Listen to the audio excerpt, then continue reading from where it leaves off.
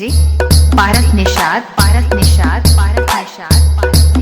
अहेरा डेरा mobile number 8983461169 पर संपर्क करें।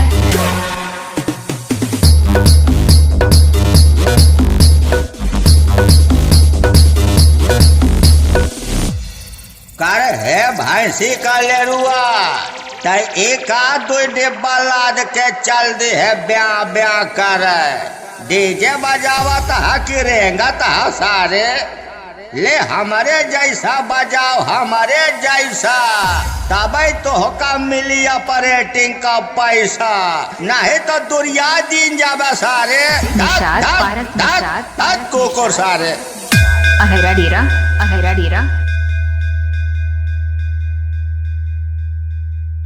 Future.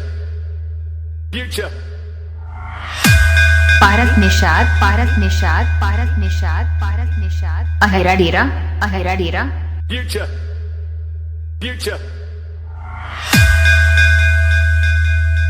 डीजे पारस निषाद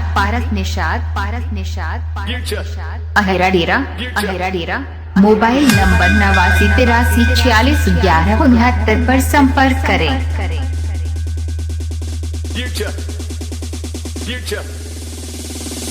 अरे का हो बचवा ये कहाँ इतना लाद फान के चल दिहा हमारे सामने इतना लादे फांदे से काम ना चले तू चाहे जितना समझा अपने आप का बाहुबली हम तो का ठोकाइन खातिर यही तोहरे गली जानत ही अब तोहार पिछुआड़ा जले सुलग जावे सारे।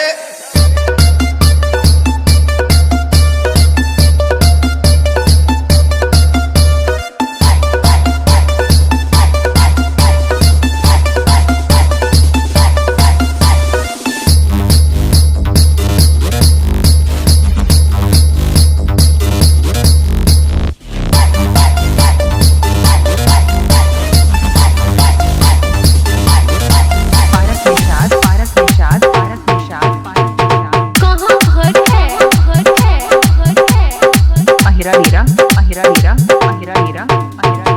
माता के पास